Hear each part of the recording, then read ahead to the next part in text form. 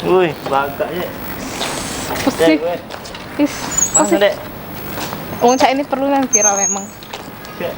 Emang mak ini hari itu banyak uang tak keruan guys, banyak lanang-lanang tak keruan. Nah, Dek, jangan cacak jual mahal ini sepi sini.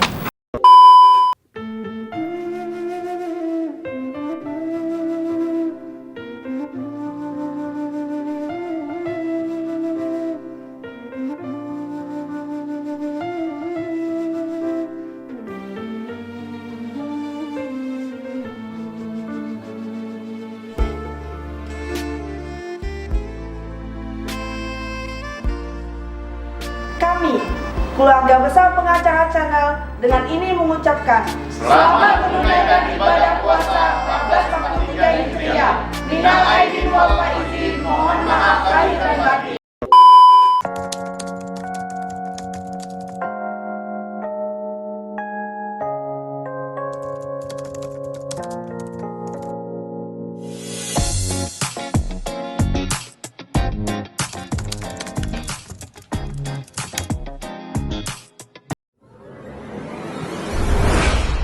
Enjoy! Selamat menonton!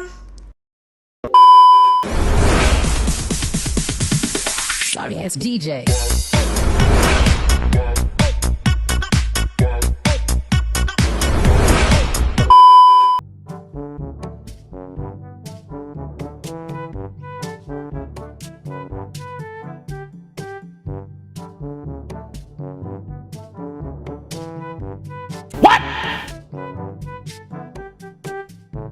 Halo guys, kali ini kami bakal vlog jalan ke rumahnya Nadia. Jadi Nadia tuh dia tuh lagi panen pepaya. Wih, bagak ya. Pusing. Dek, Is, pusing. Dek. Uang cak ini perlu yang viral emang. Ya. Jalan dewean siang-siang. Sama kok kak. Sepeda di sini bareng kakak Dek. Ih, Hah? ih ngeselin. Pusing. Emang mak ini hari tuh banyak uang tak keruan guys, banyak lanang-lanang tak keruan. Nah, Dek, jangan cacak jual mahal ini sepi sini. Tempat kakak ini. Kalau jangan main-main kak, aku ngerekam ini. Ngapa pacak dihapus? Ayo. Udah, Mana? udah. Di belakang. Hah? Kok aku panggil krek uang ini? Ngapa uang? Uang nggak kenal sama aku. Nah kau, dah, tok, chat. Stop. Waalaikumsalam. Apa sih datang terus ke rumahku? Kenapa kata jalan lain saya ke rumah Kau kau? minta makan untuk buka puasa kan? Sama-sama. Tidak dong. Dah. Betenan aku. Kau tuh yang ke rumahku bawa makanan, kek. Kau dia sama cak kawan aku namanya Agung. Aku. Sama cak kawan. Aku. Tak tahu bawa makanan. Iya, terlakan kau ya. Kau ni ngapa ke rumahku merengut, be? Cak Ya kan? tak pernah bahagia bawa makan tidak. Ya kan itu bakal tiap hari Kau Senin. yang, hah? Tiap hari itu aku tuh kan Senin. Ketain minggu ya? Masih ini nih. Nah aku tadi di jalan ya. Ada wong nggak tahu siapa gitu. Cat calling aku. Cian aku. Ada buktinya tak lah? Ada sih pas aku lagi bikin vlog tadi di jalan. Lapor ke Bayak, guys. Ah ya jangan tahu deh jam sekarang kasus pelecehan tidak kelar ditanggapi wong. Kau ketinggalan berita terus, makanya kau harus update. Kau baca berita setiap hari, jadi kau tahu. Kan memang kayak itu kok nih gawe pelecehan jarang ya tanggapi isu tuh apalagi kasus Kan baru kayak bisa gitu. ke undang-undang tindak pidana TPKS. Million suara. TPS. Kok TPS sekalian? Kan baru disahke kemarin tuh undang-undang tindak pidana kekerasan seksual. Maka baca. Terus aku dia masalah ya baca aku lapor aku nih. Pas Saksi kok tidak kate. kan bisa keterangan kau sama si kau bukti lagi. Kalau ada bukti lain dah. Atau tadi aku video aku sempet kurekam dari Mana? ini loh. Rekam juga dia ngomong tadi aku. Siapa gue? Coba aku. Coba aku. Nah, ini nah. Bisa aku direkam di lapor. Bisa direkam. Itu. Bisa aku dilapor tuh. Ya bisa lah, ini kan ada buktinya. Kalau lapori baik. Jadi bisa ya? Sudah apa yang nak lapor? Udah ada Udah, tujuan siapa aku. aku? Kalau nih. Aku beres sepeda tadi belakang. Kita beli takjil sekalian. Enggak lah, Aku cuci takdir. tangan. Ya sudah Pak, yuk cuci deh. Enggak tahu. Assalamualaikum warahmatullahi wabarakatuh. Welcome back to Pengacara Channel. Pecah. Jadi guys, kita kali ini kedapatan sih. Kedapatan project nomplok. Rezeki nomplok untuk perempuan Indonesia. Iya. Ya, Betul. karena apa yang ditunggu-tunggu oleh sebagian besar perempuan Indonesia itu akhirnya datang juga ya. Jadi kita bisa lebih ngerasa aman sekarang dengan adanya Undang-undang TPKS, tindak pidana kekerasan seksual. Inilah berlarut-larutnya sebenarnya undang-undang ini sampai akhirnya kemarin besok apa itu kemarin kan disahkan juga guys. Dengan memuat 93 pasal dan 8 bab yang mana diantaranya itu mengatur mengenai adanya dana bantuan korban atau victim trust fund, benar bahasa Inggris, dan kekerasan berbasis elektronik. Nah, jadi dalam undang-undang itu tuh ada 3 poin penting ya. Yang pertama itu penyidik kepolisian itu wajib menindaklanjuti laporan mengenai kasus kekerasan seksual. Yang kedua, kasus kekerasan seksual itu tidak boleh diselesaikan dengan cara restoratif justice. Nah, yang ketiga, undang-undang TPKS itu merupakan undang-undang yang berpihak dan berperspektif pada korban. Karena selama ini kan seringkali undang-undang itu undang-undang terkait perlindungan perempuan ini kan kurang mengatur secara spesifik terkait perlindungan terhadap perempuan. Ada beberapa poin yang miss di situ kan. Nah, dalam undang-undang TPKS dalam undang-undang TPKS ini tuh melengkapi daripada hal itu tadi. Nah, dibandingkan dari 3 poin yang tadi itu guys, sebenarnya itu ada beberapa poin penting lagi yang diatur dalam undang-undang TPKS ini. Yang pertama itu setiap perilaku pelecehan seksual termasuk dalam kekerasan seksual. Jadi dulu tuh ada perbedaan yang mana pelecehan, yang mana kekerasan seksual. Nah di sini kan bisa sekarang apapun perilaku pelecehan seksual itu termasuk dalam kekerasan seksual kategorinya. Ya itu dalam pasal 4 ayat 1 yang menyebutkan bahwa setiap orang yang melakukan tindakan non fisik berupa isyarat, tulisan atau perkataan kepada orang lain yang berhubungan dengan bagian tubuh seseorang terkait dengan keinginan seksual itu dipidana karena pelecehan seksual non fisik. Hukuman yang diberikan kepada pelaku itu bisa jadi penjara paling lama 9 bulan atau denda paling banyak 10 juta rupiah. Nah yang kedua itu melindungi korban dari revenge porn. Revenge porn itu cak mana sih? Nah, kan banyak bertanya-tanya. Silakan ibu pertanyaan. Itu tuh ibarat kata tuh penyebaran konten porno sebagai bentuk aksi balas dendam channel. Oh misalnya kayak cowoknya nih udah terima di foto sih, jadi dia nyebarin foto-foto cewek. Itu kan terkadang kan jangan galak guys, kasih foto yang aneh-aneh ke cowok kamu. Jangan sebarin foto kamu. Iya.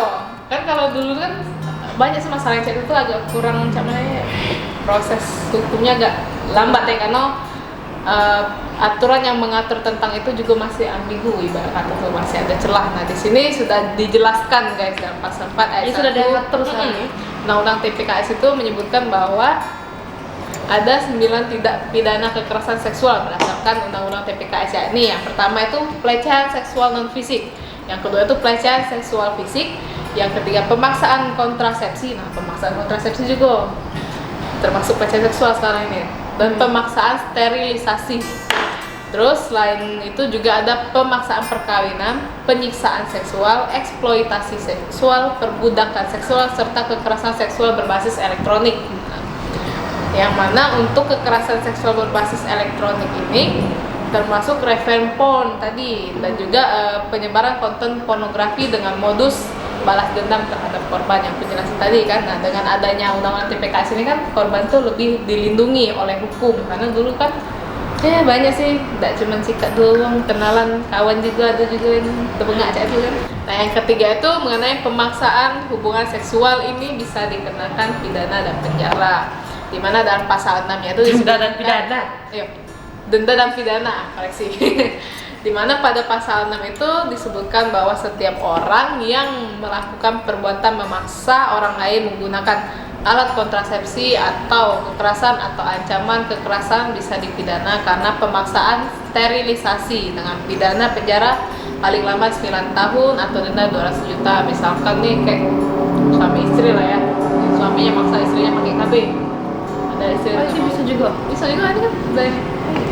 Nah inilah yang jadi penyebab juga ngapo undang-undang TPKS kemarin banyak ditolak sama para lelaki yang apa sih namanya itu ya denggelam. Kalau kita kan feminisme ya, penentang feminisme gak sih? Enggak tahu itu Itulah pokoknya guys. Yang keempat ya, yang keempat itu pemaksaan perkawinan, yang mana undang-undang ini mengatur mengenai jerat pidana bagi pelaku pemaksa perkawinan. Aku pemaksaan perkawinan. Tahu aku, masih polos aku. polos. Ya, minta tolong.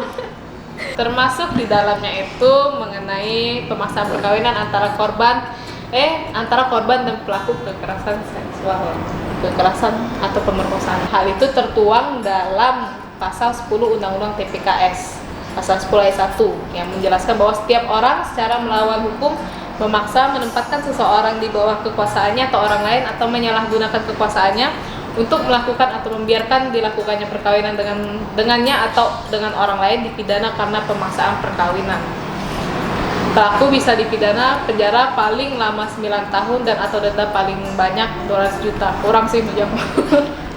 Nah, yang puncak itu tuh. Nah, yang nomor 5 itu ada pelaku tidak hanya dikenai pidana dan denda. Jadi dalam pasal 11 dijelaskan selain pidana penjara dan pidana denda, pelaku ini juga bisa dikenakan pidana tambahan antara lain pencabutan hak asuh anak atau pengampuan, pengumuman identitas pelaku, perampasan keuntungan yang diperoleh dari tindak pidana atau pembayaran restitusi. Pembayaran restitusi itu pembayaran ganti kerugian yang dibebankan kepada pelaku atau pihak ketiga berdasarkan keputusan pengadilan atas kerugian material atau imaterial yang diderita korban atau ahli warisnya di sini. Jadi ini tidak hanya berlaku untuk sebagian orang saya, jadi ada korporasi juga diatur ya. Nah, jadi korporasi yang melakukan TPKS itu bisa dikenai denda dan pidana juga, Bos. Nah, ini diatur dalam pasal 13 yang menjelaskan bahwa intinya pihak korporasi yang melakukan TPKS itu dapat dikenai denda 200 juta sampai 2 miliar.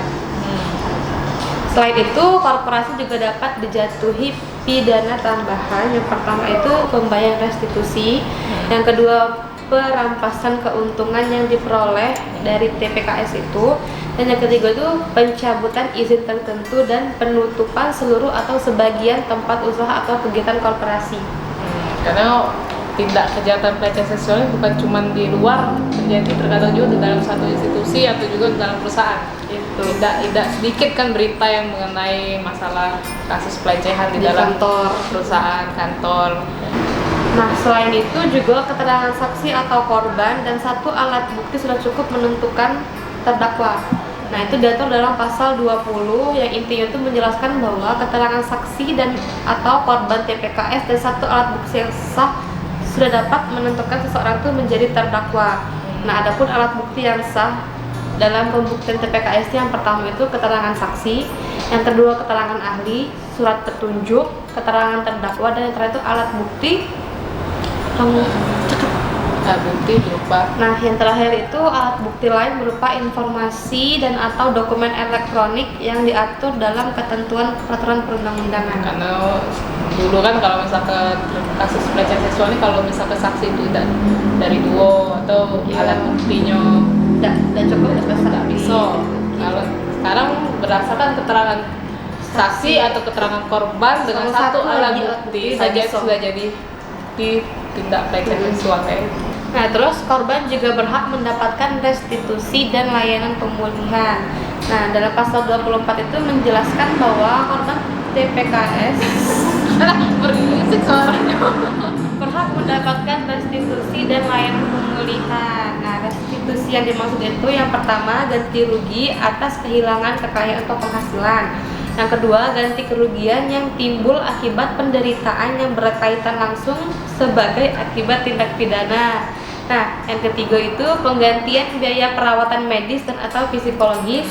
Dan yang terakhir itu ganti kerugian atas kerugian lain yang diderita korban sebagai akibat dari tindak pidana tersebut. Sebagai informasi, kalau misalkan pelaku itu tidak mampu untuk membayar restitusi itu, maka akan diganti dengan pidana penjara paling lama 1 tahun. Jadi memang untuk memberatkan para pelaku Harus pelecehan seksual ini. Nah, terus juga korban TPKS itu berhak mendapatkan pendampingan. Ini diatur dalam pasal 27 sampai pasal 29. Nah, pada intinya itu korban atau setiap orang yang melihat atau mengetahui kejadian TPKS itu bisa melaporkan ke pihak yang berwajib. Nah, nanti ada lembaga penyedia layanan wajib memberikan pendampingan dan layanan yang dibutuhkan korban serta membuat laporan kepada kepolisian. Kalau misalkan kayak aku dulu penelitian ya, kalau untuk lembaga kayak gini kan ada yang namanya Women Crisis Center. Nah itu lembaga itu biasanya mendampingi para korban kekerasan seksual, kekerasan terhadap perempuan lah, bukan cuma seksual, ada yang KDRT segala macam. Mereka itu benar-benar mendampingi baik dari proses hukumnya, laporan, kepolisian, proses persidangan segala macam itu sampai ke rehabilitasi. Mereka tuh bisa bantu. Mereka bahkan ada yang namanya rumah aman channelnya. Jadi benar-benar nih, cuman yo terkait kendala tadi yo lebih ke dana, terkadang kayak ini. Ya sih, benar. Kalau di dinas pemberdayaan perempuan dan anak tuh ada sebenarnya di tiap daerah bagian UPTD-nya masing-masing untuk masalah ini. Cuma biasa mereka cuma mendampingi terkait apa ya, memberikan pendampingan baik kalau untuk ke masalah naik ke laporan kepolisian segala macam. Nanti mereka tuh juga kerjasama sama yang namanya lembaga kayak WCC. Dia tidak bergerak sendiri. Banyak yang nggak tahu masalah ini. Jadi penjelaskan tadi. Terakhir informasi tambahan. Nah, yang terakhir itu dalam perkara TPKS ini tidak ada yang namanya restoratif justice. Restoratif justice atau biasa yang dikenal itu dengan keadilan restoratif itu merupakan penyelesaian perkara tindak pidana dengan melibatkan pelaku, korban, keluarga pelaku, keluarga korban, dan pihak lain yang berkaitan untuk bersama-sama mencari penyelesaian yang adil dengan menekankan pemulihan kembali pada keadaan semula dan bukan merupakan pembalasan. Nah, di sini di undang-undang TPKS ini tidak ada yang namanya restoratif justice ini, guys. Karena ketentuan ini kan dinilai guna menghindari upaya-upaya penyelesaian dengan uang. Nah, karena dilihat dari beberapa kasus kekerasan seksual yang terjadi itu pelakunya itu